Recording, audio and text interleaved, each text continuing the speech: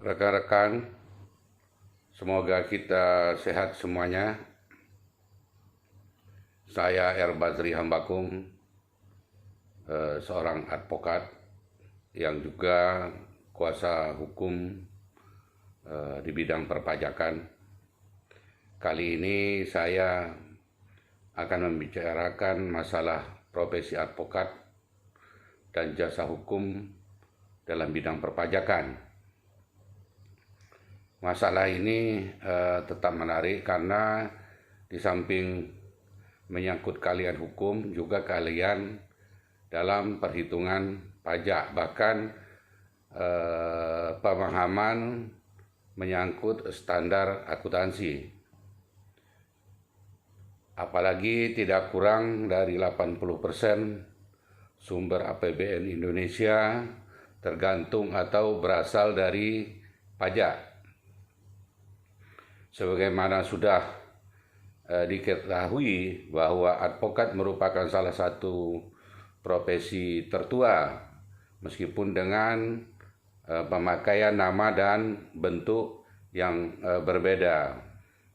Tetapi secara substansi, profesi bidang jasa hukum ini memiliki satu tujuan, yakni memberikan jasa hukum sekaligus mempunyai tugas mulia menegakkan keadilan. Sebagai negara hukum, saat ini di Indonesia, keberadaan profesi advokat diatur dalam Undang-Undang Nomor 18 Tahun 2003 tentang advokat.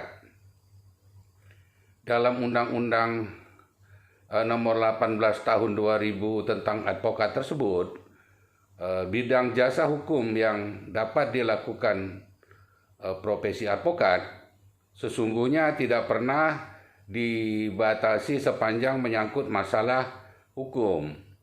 Berdasarkan Undang-Undang Advokat, advokat diberikan kewenangan untuk memberikan jasa hukum yang bersifat litigasi maupun non-litigasi.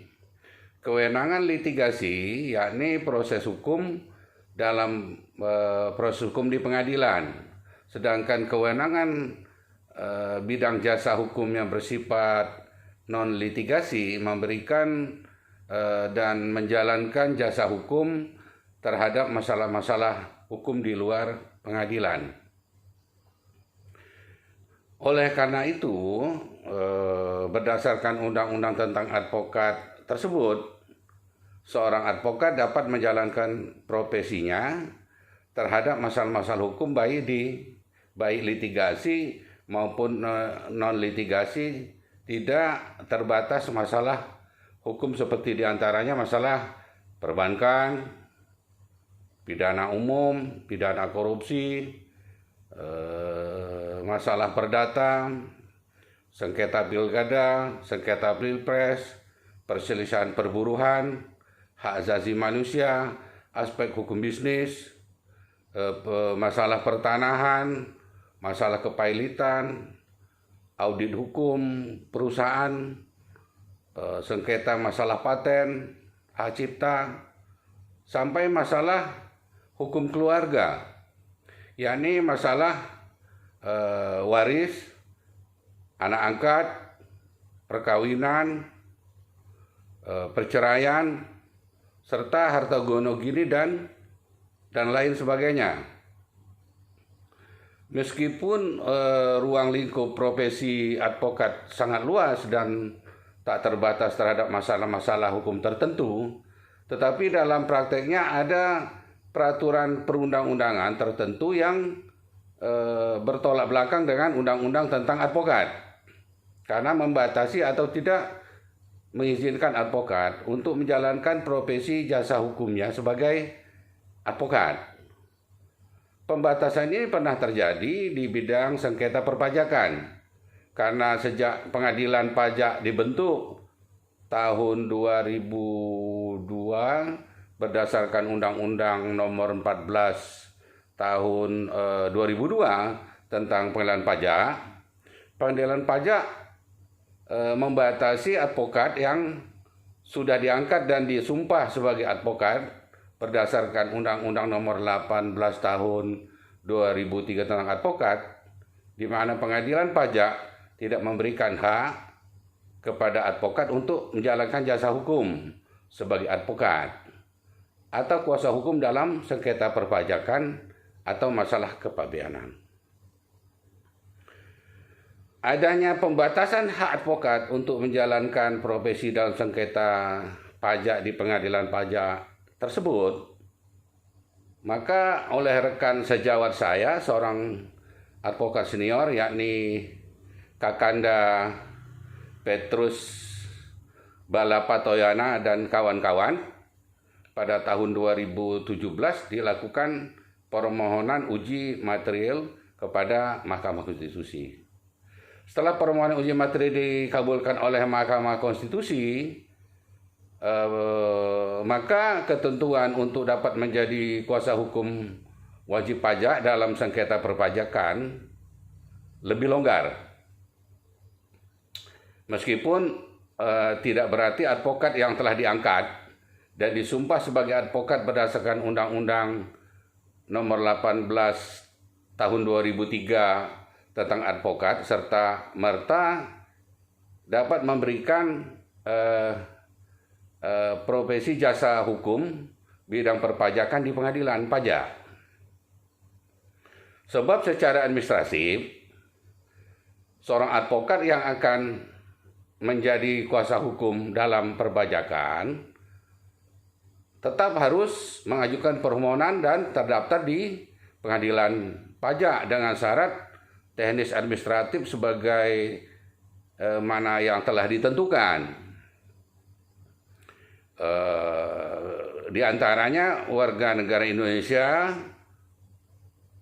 minimal lulusan sarjana hukum, bukan sebagai PNS atau pejabat negara, memiliki keahlian dalam bidang perpajakan, terdaftar sebagai wajib pajak, dan serta minimal telah melaporkan SPT atau surat pemberitahuan tahunan pajak 2 tahun berturut-turut dan sebagainya. Berdasarkan persyaratan tersebut, maka menjadi kuasa hukum dalam perpajakan ini tidak selalu harus advokat sebagaimana diatur Undang-Undang Nomor 18 Tahun 2003 tentang advokat. Tapi sarjana hukum yang telah memenuhi syarat sebagai kuasa hukum perpajakan juga bisa memberikan jasa hukum dalam sengketa perpajakan di pengadilan pajak. Namun demikian, tetap ada perbedaan antara advokat yang telah diangkat dan disumpah sebagai advokat berdasarkan Undang-Undang Nomor 18 Tahun 2003 yang menjadi kuasa hukum sengketa perpajakan dengan kuasa hukum perpajakan yang belum diangkat dan disumpah sebagai advokat sesuai dengan Undang-Undang Nomor 18 Tahun 2003 tentang advokat. Tentang advokat yang telah diangkat atau disumpah berdasarkan Undang-Undang Nomor 18 Tahun 2003 dapat beracara di pengadilan umum dan pengadilan pajak. Sedangkan kuasa hukum bidang perpajakan yang hanya terdaftar di pengadilan pajak hanya dapat beracara terbatas di pengadilan pajak saja karena bukan sebagai advokat. Sehingga apabila sudah menyangkut tindak pidana perpajakan, kuasa hukum bidang perpajakan yang bukan berstatus advokat tidak bisa membela kepentingan kliennya di pengadilan umum atau tipikor karena terkait pajak. Rekan-rekan semuanya, mengingat masalah perpajakan memerlukan keahlian yang bersifat khusus, karena tidak hanya semata-mata menyangkut aspek hukum semata, tetapi juga menyangkut perhitungan perpajakan, bahkan terkait dengan standar akuntansi. Maka advokat yang ingin menjadi kuasa hukum dalam perpajakan tetap dituntut untuk dapat membuktikan keahlian dalam peraturan perundang-undangan mengenai perpajakan, juga keahlian mengenai teknis perhitungan perpajakan, termasuk mengenai kas pencatatan pembukuan, meskipun tidak sampai harus memahami secara detail standar akuntansi. Sehingga dengan demikian tujuan untuk berperan menegakkan keadilan dalam bidang perpajakan dapat bisa diwujudkan, yakni keadilan dalam perpajakan, keadilan terhadap hak serta kewajiban negara, sekaligus keadilan terhadap hak serta kewajiban terhadap wajib pajak. Apalagi perkembangan aturan mengenai perpajakan dan kepabeanan ini lebih dinamis karena beriringan langsung dengan perkembangan politik dan ekonomi global yang juga berkaitan dengan kepentingan perekonomian nasional kita. Hal ini seperti sudah disinggung di awal, tidak kurang 80% APBN Indonesia berasal dari pajak. Kawan-kawan atau rekan semuanya, demikian, semoga ada manfaatnya. Jika Anda suka, jangan lupa komen dan subscribe. Bila perlu, share agar bisa berbagi informasi dengan yang lainnya. Sampai jumpa lagi dan terima kasih.